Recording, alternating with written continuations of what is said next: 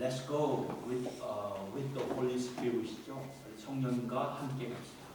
오늘은 성령 사도행전의 마지막 장을 가지고 함께 우리가 말씀을 상고하면서 이 성령 시리즈의 말씀을 마치려고 합니다. 지난 주일은 사도 바울과 그의 일행이 이 바다에서 유라굴로라는 광풍을 만나서 산 소망이 다 끊어진 가운데 하나님이 그들을 지켜주셨을 뿐만 아니고 바울의 경우에는 바울의 눈을 열어주셔서 그 배에 탄 죄수들 276명을 주목하게 하시고 그리고 그들을 주님의 마음으로 긍휼히 여기며 하나님의 사랑으로 살리게 하신 말씀을 전했습니다. 그래서 제가 지난주에 특별히 강조했던 것은 여러분 기억하실는지 모르겠지만 로마로 가는 것만이 우리의 목적이 될 수가 없고 가는 그 여정 가운데 우리가 눈을 뜨고 본다면은 주위에도 하나님의 사랑이 필요하고 구원이 필요한 사람들이 있다는 말씀을 전하면서 오늘 우리의 상황을 적용해 보았던 것입니다. 하나님께서 우리 가운데 여시는 문이 있습니다. 그것은 내 주위에 있는 사람들을 돌보고 그들에게 하나님의 긍휼과 예수의 사랑을 전하라는 그런 말씀이죠.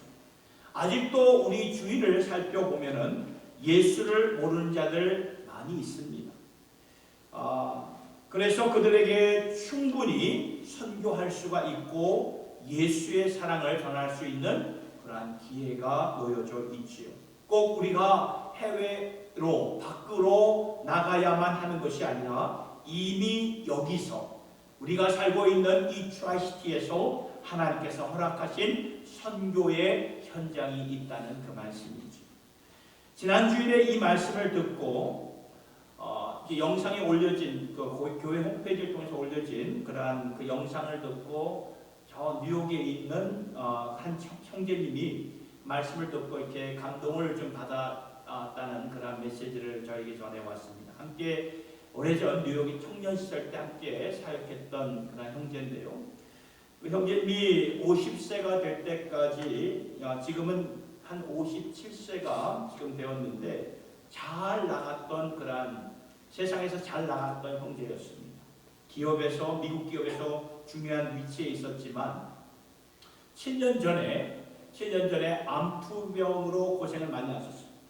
그래서 더 이상 일할 수가 없어가지고 모든 것을 내려놓고 요양을 받기 위해서 좀 도시에서 떠난 그러한 그 시골로 좀 내려갔다고 합니다. 그러면서 지난 7년 동안 15번의 항암 치료를 받았다고 하는데 여러분 항암 치료를 받으신 분은 알 거예요. 한 번만 받아도 사경을 헤맨다는 그런 말을 이렇게 말을 하더라고요. 한 번만 받아도 그만큼 항암 치료가 힘들다는 거예요. 몸이 굉장히 힘들어요. 그러한 항암 치료를 15번 받았다는 것이 참 대단하죠. 그러니까 인간의 한계를 뛰어넘어서 항암 치료를 받으며 지난 7년 동안 힘들게 사셨던 자신의 삶의 과정을 이렇게 말해 주셨는데 그러면서 이 형제님이 신앙이 깊은 분이에요. 신앙이 깊은 분인데 하나님의 치유를 간구하면서 지금까지 많고 많은 어려움이 있었지만 잘 버텨왔는데 돌아보면 가장 힘들었을 때가 언제인가? 암이 다시 재발되었을 때가 가장 힘들었다고 고백을 하는 것입니다. 2년이 지나기 전에 다시 암이 재발되니까 그 상황이 너무나 힘들었대요. 2년이 지나기 전에는 아무런 아픔이 없어가지고 마음속에 하나님께서 내게 은혜를 베풀어 주시는구나, 내 병을 낫게 해주시는구나 그렇게 생각을 했는데 2년이 지나기 전에 또다시 몸 안에 있는 암이 재발이 되니까 너무나 상심이 되었다고 말을 하는 거예요.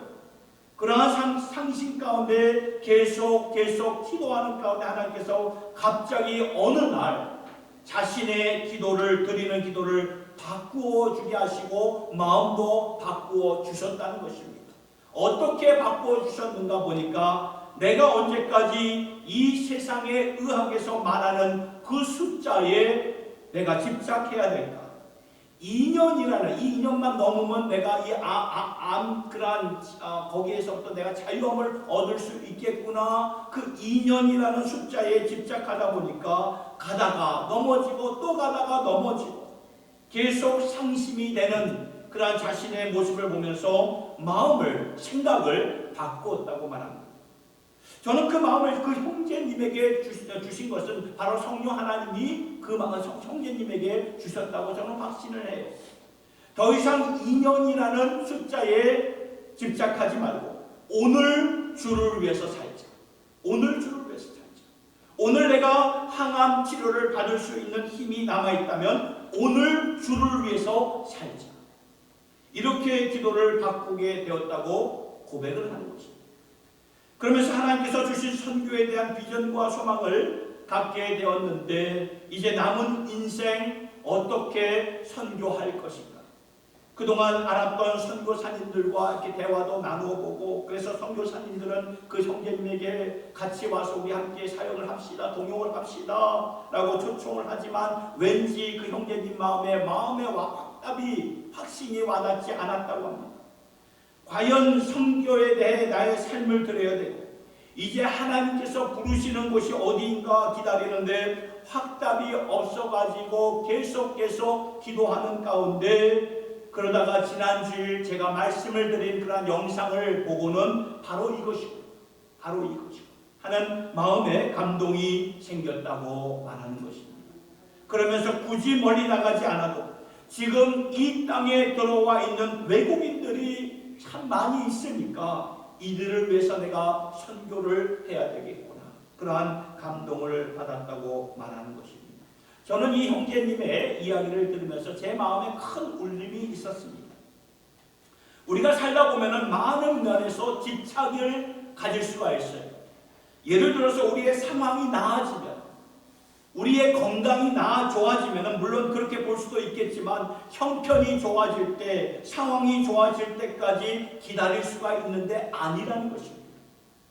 오늘 내게 주어진 이 날에 내가 할 수 있는 일을 지금 오늘 주를 위해서 내가 살아야 되겠구나. 이 말이, 그 형제의 말이 저에게는 큰 울림과 도전이 되었던 것입니다. 여러분, 우리가 사도행전 말씀을 그동안 쭉 1장부터 지금 보아왔지 않았습니까? 사도행전의 말씀의 시작이 어떻게 되던가요? 사도행전의 시작은 바로 초대교회의 교회의 역사를 기록한 책인데, 초대교회가 시작되었을 때는 너무나 막막하고 두려운 그러한 때였습니다. 왜냐하면 초대교회가 시작되었을 때에 그 얼마 전에 예수를 죽인 로마 정권과 그 유대인들의 정권이 버젓이 그 자리를 지키고 있었던 거예요. 이제 예수를 따르는 교회를 핍박하고 박해할 정권으로 버젓이 굳건하게 서 있었던 것입니다. 그런 가운데 예수님이 부활하셔서 이 제자들에게는 너무나 안심이 되고 큰 소망이 되었지요. 막 상심이 되었다가 예수님이 다시 살아나셨구나. 그러면 이제 이스라엘을 회복하고 열방을 하나님 나라로 만드는 그 하나님의 시간은 이제 이때가 아닙니까? 하면서 그 제자들 마음속에 기대를 가졌는데 이게 웬일입니까? 예수님이 자신들이 생각하는 것과는 너무나 정다른 그런 말씀을 하시지 않았습니까? 나는 떠난다. 나는 아버지께로 갈 것이다. 그러나 성령이 너희에게 임할 것이다. 아버지께서 약속하신 성령님을 너희에게 보내실 것인데 그 성령님이 너희와 함께 하실 것이고 그 성령이 너희에게 권능을 줘서 예루살렘과 온 유대와 사마리아와 땅끝까지 이르러 내 증인이 되게 하리라. 그러면서 예수님이 하늘로 승천하셨죠. 이것이 사도행전의 시작이에요. 그래서 초대교회의 시작은 너무나 막막하고 혼란스러웠어요. 예수님은 떠났고 교회를 박해할 정권들은 버젓이 굳건하게 서 있고 우리가 전혀 모르는 성령을 기다리라고 예수님은 말하셨다. 그리고 이렇게 초라하기 그지없고 아무런 빽이 없는데 주님 말씀하시기를 땅끝까지 이르러 내 증인이 되리라. 이거 무슨 말인가? 초대교회 입장에서는 너무나 이렇게 난감했을 거예요. 그런데 여러분, 초대교회가 그렇게 시작이 되었는데 한 세대가, 한 제너레이션이 지나면서 초대교회 역사를 보면 땅 끝까지 가지 않았습니까? 그 당시에 땅 끝은 로마였습니다. 로마까지 들어가서 복음으로 하나님의 나라를 세우지 않았습니다. 아무런 줄도 없고 백도 없고 힘도 자원도 없는 너무나도 초라하고 위험하기 그지없는 그러한 초대교회가 오늘 주신 말씀을 보니까 한 세대가 지나면서 진짜 주님께서 말씀하신 대로 예루살렘에서부터 로마까지 땅끝까지 간 거예요. 이것이 어떻게 가능한 일입니까? 앞서 행하신 성령님으로 말미암아 가능하게 된 것입니다. 예수님이 그런 말씀을 하셨죠. 공생의 살기, 너희는 나보다 더 큰 일을 하게 될 것이다. 너희는 바람을 볼 수 있느냐? 바람을 볼 수 없지만 바람이 불면 그 현상이 나타나죠. 나뭇가지가 흔들리고 낙엽이 바람을 따라 여기저기로 이렇게 흩어지고, 바람은 결과로 나타나는 것이 아닙니다. 성령도 그렇게 보아야 된다. 주님이 그렇게 말씀하십니다. 우리 눈에는 안 보이는 것이 더 많은데 성령도 마찬가지다. 볼 수가 없는 것이다. 하나님의 성령을 피조물인 인간인 우리들이 볼 수가 없는데 여러분, 그분의 결과로 볼 수가 있다는 것입니다. 그분의 결과가 무엇입니까? 너에게 능력을 줄 것이다. 세상은 너희가 아무것도 아니라고 하지만 너희는 땅끝까지 이르러 내 증인이 되게 한다. 이 말씀대로 결과가 그대로 이루어졌습니다. 불과 한 세대가 지나면서 그 결과가 그대로 이루어졌습니다. 그런데 그 성령님이 사도행전을 기록한 그 시대에만 역사하셨던 성령님이십니까? 사도행전 28장이 오늘 끝나면서 성령 시대는 끝나는 것입니까?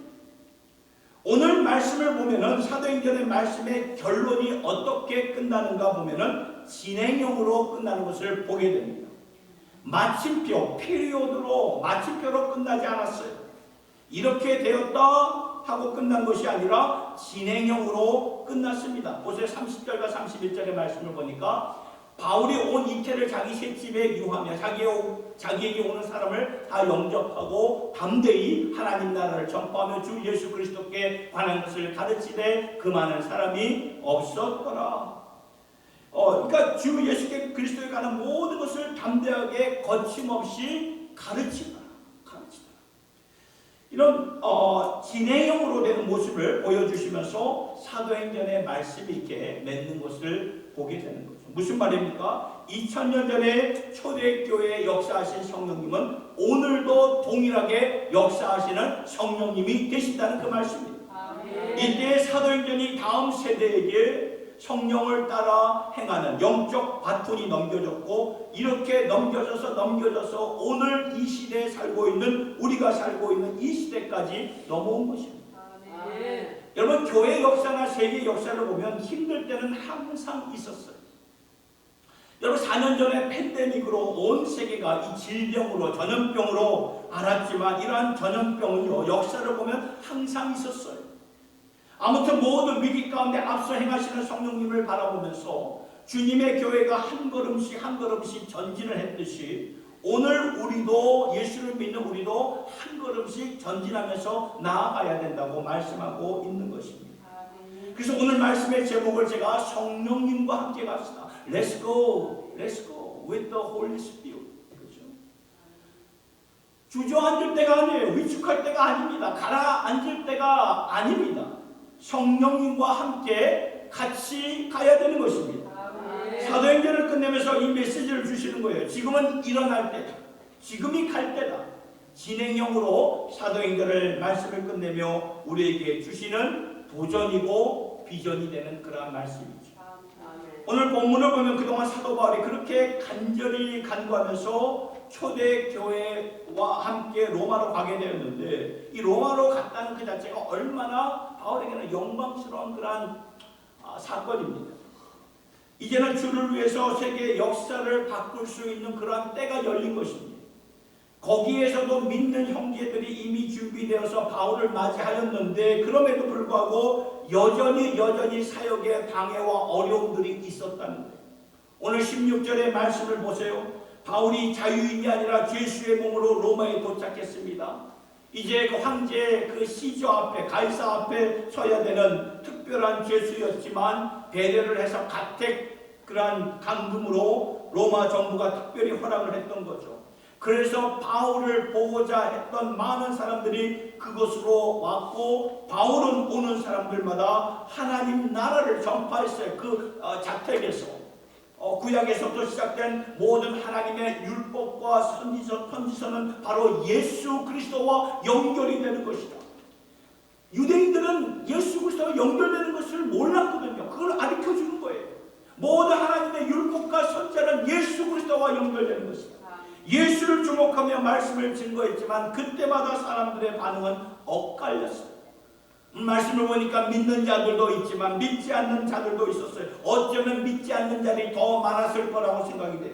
그러니 바울의 마음이 얼마나 아프고 답답했으면 바울은 그때 성경 구절 두 구절을 인용하여서 구약의 성경 구절 두 구절 이사야의 말씀을 인용하면서 하나님의 경고를 외쳤던 것입니다. 오늘 말씀 26절과 27절의 말씀인데 보세요. 일러스되 이 백성에게 가서 말하기를 너희가 듣기는 들어도 도무지 깨닫지 못하며 보기는 보아도 도무지 알지 못하는도다.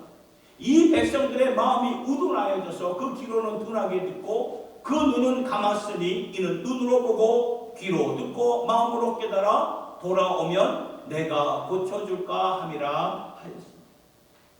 오죽했으면 이 말씀을 로마에 가서도 그것도 사도행전이 끝나는 그 무렵에 이렇게 하나님은 바울을 통해 기록하게 하셨을까요?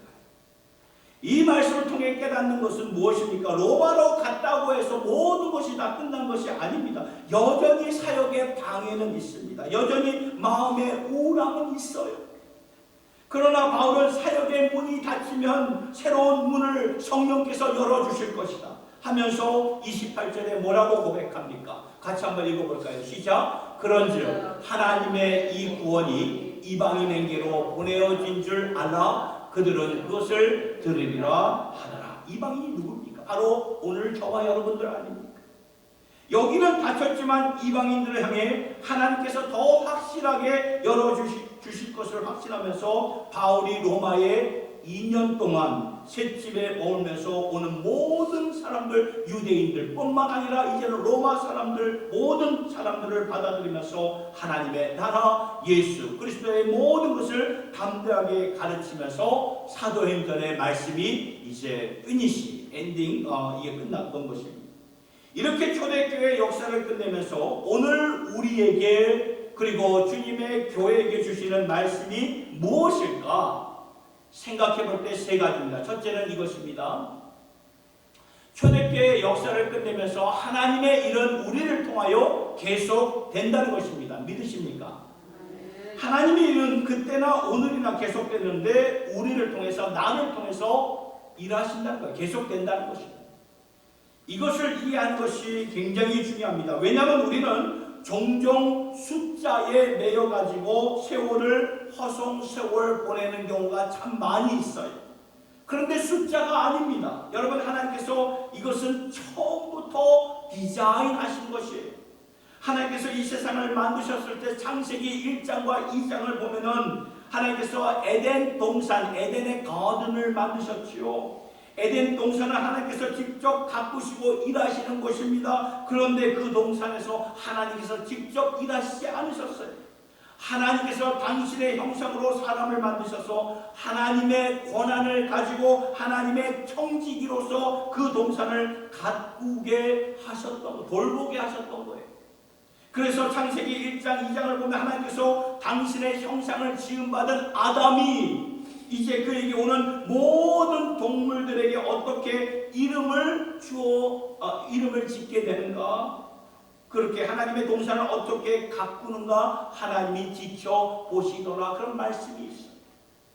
하나님의 동산을 우리에게 맡겨주셔서 그 안에서 하나님 대신에 일하게 하신다는 그 말씀이에요. 그래서 성경은 우리에게 땅을 정복하라고 말씀하지 않았습니까? 땅을 정복하라. 땅을 정복하여서 내 마음대로 내 땅을 쓰라고 주신 것이 아니라 하나님의 영광을 위해서, 하나님의 권한을 받아서 하나님의 청지기로서 그 땅을 정복하고 주의 영광을 위해서 살아가라, 그 말씀이라는 것입니다. 여러분, 처음부터 우리를 통해서 역사하시는 하나님의 계획이 보이지 않습니까? 그런데 이것이 언제 빗나가 갑니까? 죄로 말미암아 우리가 빗나가게 되죠. 빗나갑니다. 우리에게 능력을 주시고 하나님의 지정의를 주셔가지고 동물들이 갖고 있지 않는 지정의를 주셔서 하나님의 형상으로 만들어진 사람으로서 하나님의 일을 감당하게 하셨는데, 이 죄가 들어옴으로 말미암아 하나님의 일이 없어지고 인간의 일이 빛나게 되는 것, 우리가 다 경험하지 않았습니다. 그래서 창세기 11장을 보면 바벨탑을 세우게 되죠. 인간들이 하나님을 떠나서 바벨탑을 세워서 자신들의 이름을 하늘 위에 세워보자. 왜 신에게 모든 영광을 돌려야 되는가? 우리가 우리의 능력으로 바벨탑을 세워가지고 우리의 자신을 숭배하고 인간들을 높게 하자 하면서 바벨탑을 쌓아 올리지 않았습니다. 이것이 바로 죄악의 모습이고 이것이 바로 빗나간 모습이라는 것입니다. 하나님의 일은 여전히 지속되고 있고 그 하나님의 일들은 우리를 통해서 역사하고 계시는데, 우리가 죄로 말미암아 하나님을 떠나요. 하나님을 외면합니다. 하나님의 일과는 전혀 상관없이 나의 일, 나의 영광을 이렇게 추구하며 살아가는 모습을 보게 됩니다. 그런데 안타까운 것은 바벨탑은요, 무너지면 같이 무너진다는 것 아시나요? 내가 한평생 바벨탑을 세웠는데 그것이 무너지면 같이 무너지며 와르르 무너지는 거예요. 여러분, 일본의 히로히토 황제가 죽게 되었을 때에, 그때 세계 2차 전쟁에서 싸웠던 일본 군들이, 많은 군인들이 자살을 한 거 아시나요? 왜냐하면 그 군인들은 황제가 자신들의 삶의 전부였어요.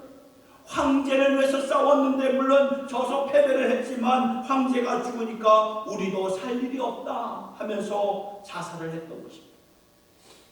오늘 이 세상이 그렇다는 것입니다. 내가 무엇을 위해 사는데, 무엇을 위해서 내가 살아가요. 그런데 그것이 무너지는 순간 나도 같이 무너진다는 것입니다. 그래서 전도서의 말씀이 우리에게 강조하는 게 무엇입니까? 헛되고 헛되니 세상의 모든 것이 헛되도다. 그런데 하나님께서 그렇게 헛되게 살다가 헛되게 죽을 수밖에 없는 우리를 불쌍히 긍휼히 여겨주셔서 예수 그리스도를 보내주셔서 예수님으로 말미암아 하나님의 자녀가 되어 구원을 주신 것뿐만 아니라 오늘 우리에게 하나님의 일을 위해 맡겨주셨다는 그 말씀이라는 거예요. 이 말씀을 증명하는 것이 에베소서 2장 10절의 말씀인데, 우리 같이 한번 읽어보도록 하겠습니다. 시작. 우리는 그가 만드신 바라 그리스도 예수 안에서 선한 일을 위하여 지으심을 받은 자니, 이 일은 하나님이 전에 예비하사 우리로 그 가운데서 행하게 하려 하심이라. 보셨나요? 그리스도 예수 안에서 선한 일을 위해 지음받은 우리들입니다. 그러니까 하나님 밖에서는 하나님의 선한 일을 할 수가 없어요. 하나님의 일에 대한 개념조차가 없어요. 그런데 예수 그리스도로 말미암아 구원받은 다음에는 하나님의 선한 일을 위하여서 하나님의 일에 하나님이 전부터 예비하신 그 원래의 목적을 찾게 되는 거예요. 발견하게 된다는 것입니다. 그러니까 우리가 예수를 믿은 다음에는 무엇을 먹든지 마시든지 무엇을 하든지 간에 하나님의 영광을 위해서 살아가는 그런 존재가 된다는 것입니다. 아멘. 여러분, 우리가 돈을 많이 벌든 적게 벌든 그것이 중요한 게 아니에요. 그게 중요한 게 아니라 우리의 마음과 헐트와 초점이 하나님의 일을 하면서 살다가, 하나님의 일은 영원한 일 아닙니까? 그 일을 하다가 천국에 갈 수가 있는 것이에요. 세상에서 그냥 있다가 없어지는 것을 위해 살다가 하는 것이 아니라 하나님의 일을 하다가 하나님께로 돌아가는 것입니다. 그러니까 하나님의 일은 계속되는데 나를 통해서, 여러분들을 통해서, 우리를 통해서 계속되는 이 사실 변하지 않아요.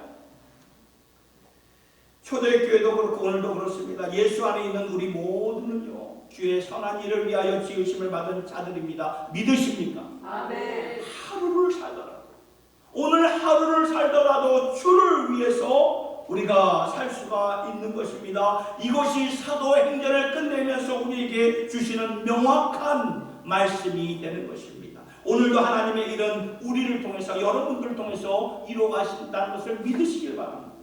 하나님이 이렇게 디자인하셨어요. 이것을 우리가 깨닫게 되면은 이 세상에 우리의 존재가요, 그냥 툭 하고 던져진 존재가 아니라, 툭 하고 던져진 존재는 서로 경쟁하면서 우리가 이렇게 끝나는 것이지만, 우리는 툭 하고 던져진 인생이 아니라 사명을 받고 보내진 인생이라는 거예요.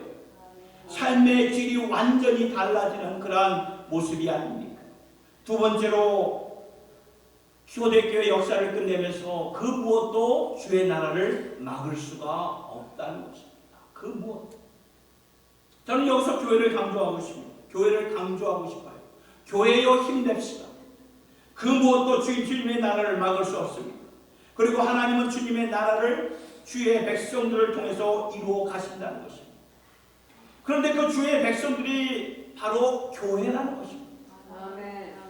여러분, 성경을 보면 우리를 예수 안에서 구원하신 다음에 우리를 주님의 몸된 교회로 인도하셔서 주님의 몸으로 기능을, 펑션을 활성화하게 하신다는 거죠. 우리가 이 세상에서 주의 일을 할 수 있는 이유는 무엇입니까? 주님의 몸이 되었기 때문에 주의 일을 할 수가 있는 거예요. 이것이 교회라는 것입니다. 교회. 그러니까 주님의 몸된 교회가 이제 주님이 하셨던 일, 아니 주님이 하셨던 일보다 더 큰 일들을 성령 안에서, 성령님과 함께, 그렇죠? 성령님과 함께 우리가 주님의 몸된 교회로서 그 일들을 감당할 수가 있다는 것입니다. 사도행전의 메시지는 무엇입니까? 초대교회에게 주시는 말씀입니다. 초대교회가 주님의 몸으로 살아왔기 때문에 초대교회를 통해서 성령께서 일하셨어요. 그러면 그 교회를 역사하신 성령님이 오늘도 주님의 몸된 교회를 통해서 역사하신다는 거예요. 그러니 교회여 힘냅시다. 아멘입니까? 아멘. 그러니 교회여, 그러니 새생명 비전교회여 힘냅시다. 아멘. 여러분, 주님의 나라가 세계 전쟁으로, 금융 위기로, 팬데믹으로 막혀진 적이 있었습니까? 아니에요. 한 번도 없었습니다. 역사를 보면 100년 전에도 역병이 돌았어요. 전염병이 돌았습니다. 그런 가운데서도 하나님의 나라는 꾸준하게 전진했던 것입니다. 전진했어요. 예수님께서 우리에게 지상 명령을 주셨을 때 마태복음 28장 19절에서 20절의 말씀을 보니까, 그러므로 너희는 가서 모든 민족을 제자를 삼아 아버지와 아들과 성령의 이름으로 세례를 베풀고 내가 너에게 분부한 모든 것을 가르쳐 지키게 하라. 볼지어다 내가 세상 끝날까지 너희와 항상 함께 있으리라. 예수님이 이 약속을 주셨어요. 이 프로미스를 주셨어요. 너희는 가서 모든 민족으로 제자를 삼아라. 모든 민족을 끌고 너희들이 일할 터전이다. 이 말씀을 주셨을 때 예수님은 이러한 4년 전에 있었던 이 팬데믹을 전혀 상상하지 못하고 주신 말씀이었을까요? 아니에요. 다 아셨어요. 역사의 주관자가 되시고 알파와 오메, 처음과 나중이 되신 우리 하나님 아버지가 되시는데 다 아시면서 주신 거예요. 아시면서 그런 일들이, 그런 역병이 돌 걸 알면서도 너희는 가서 민족으로 내 이름으로 제자를 삼아 아버지께 영광을 돌리라.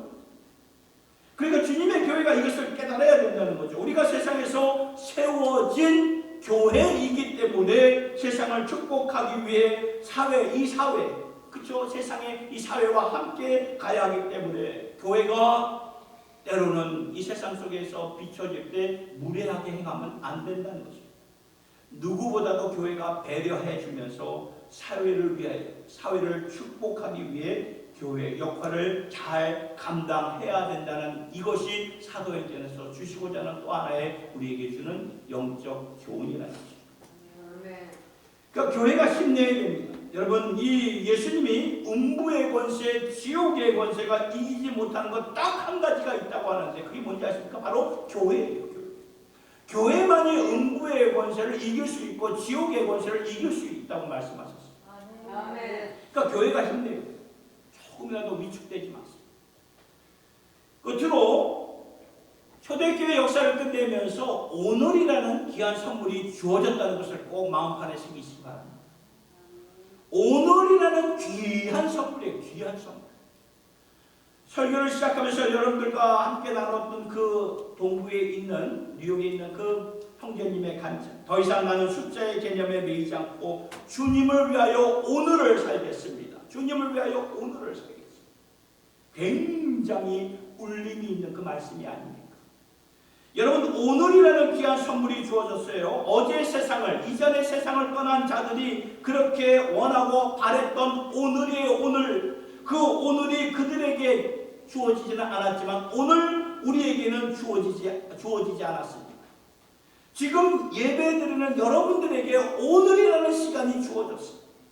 오늘이 그렇게 중요한 것입니다. 성경은 오늘을 그렇게 강조합니다. 오늘이 구원받을 만한 때다. 오늘이 은혜 받을 만한 때다.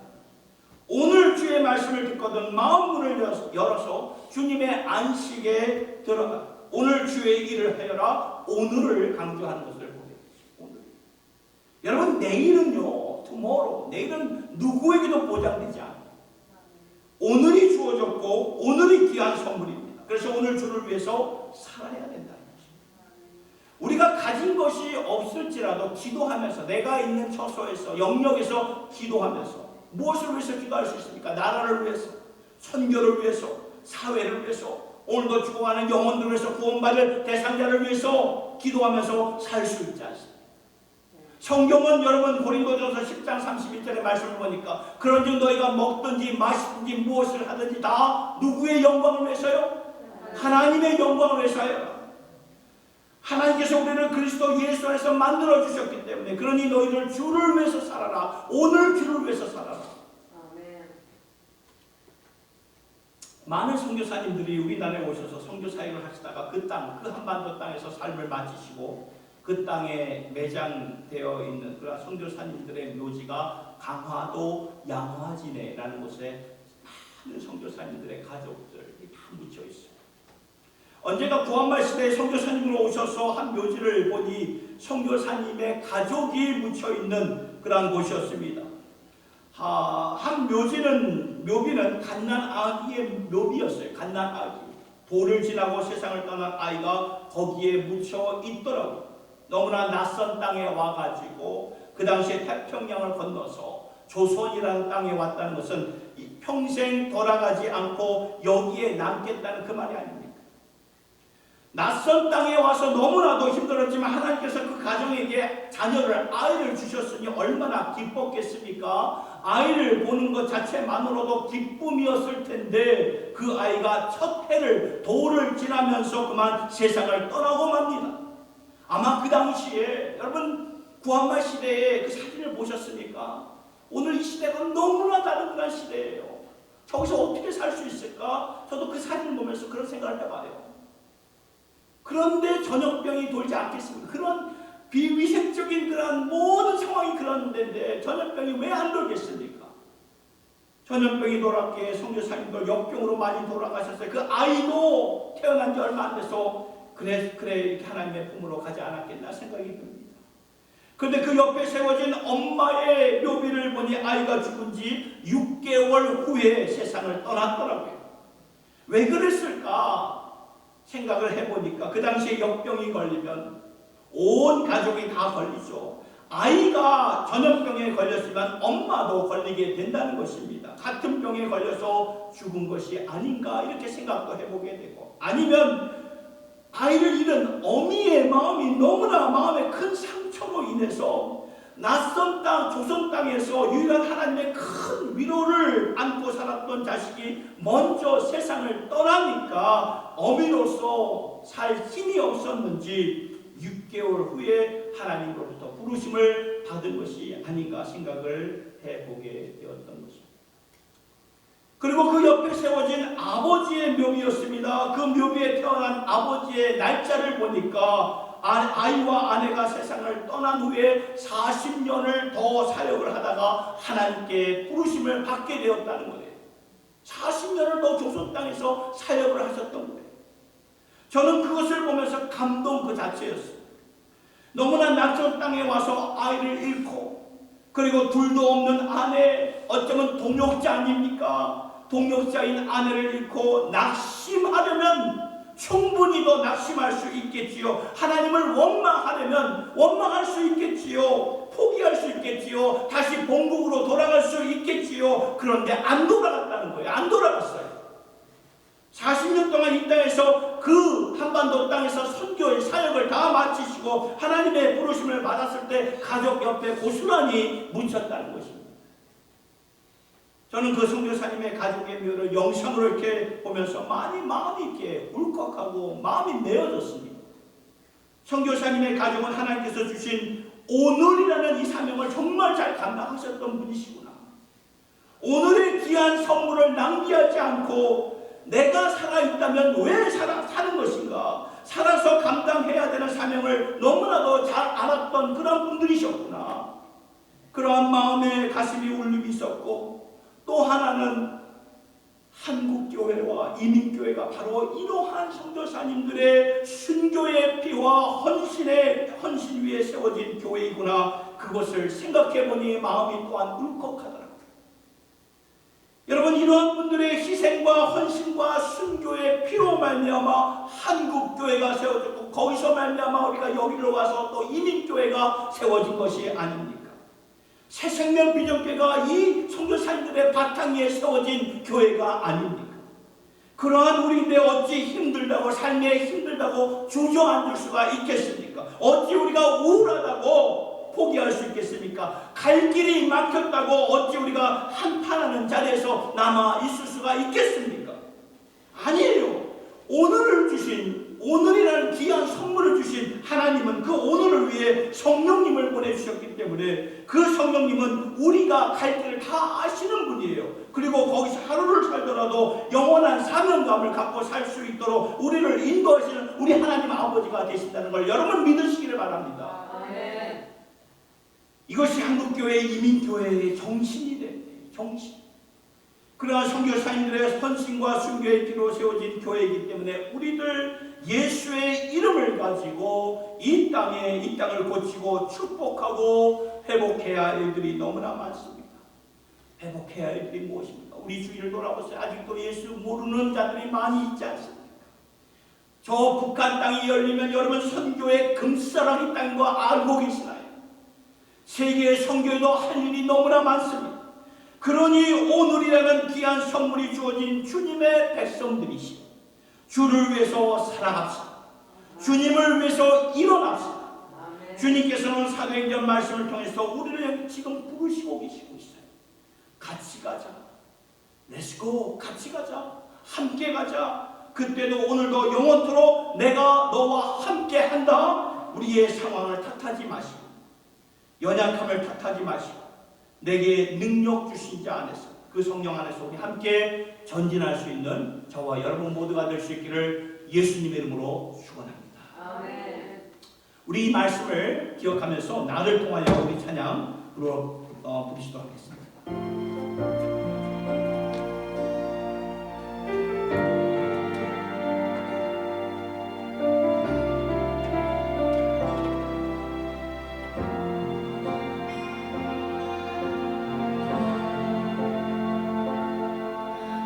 서 있는 이곳에서 높임을 받으소서. 내가 밟는 땅 주님의 땅이니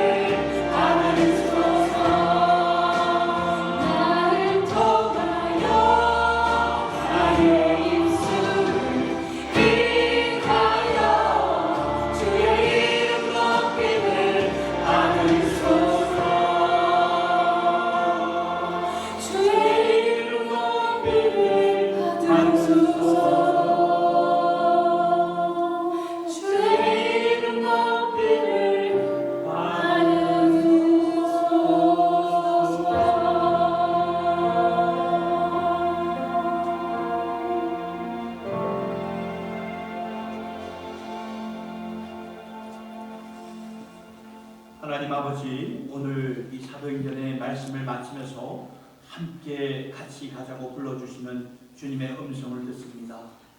너의 아픔을 안다. 너의 어려움을 안다. 너의 한계도 안다.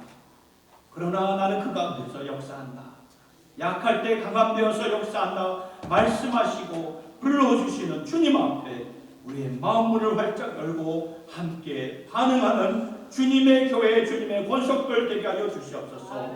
교회여 힘내라고 말씀하시는 주님의 교회가 이때 위축되지 말게 하여 주시고 10주년을 맞이하여 오직 성령으로 감당하겠습니다. 이것이 우리의 신앙의 모토가 되게 하여 주시고 믿음의 힘이 되게 하여 주시고 비전의 중심이 되어서 오직 성령으로 맡겨주신 사명 잘 감당하는 여기에 모인 주님의 권속들 되게 하여 주시옵소서. 오늘이라는 귀한 선물을 주신 하나님 너무나도 감사합니다. 그 귀한 선물을 받았으니 주님 지금 일어나 주를 위해서 살게 하여 주시옵소서. 감사합니다. 모든 영광 주님께 올려드리며 성령 충만한 교회, 앞서 일하시는 성령 하나님께 붙잡힌 교회, 성령의 능력으로 감당할 수 있는 그러한 교회로 일으켜 세워주시기를 간절히 바라오며 우리 주 예수님의 이름으로 기도드리옵나이다. 아멘.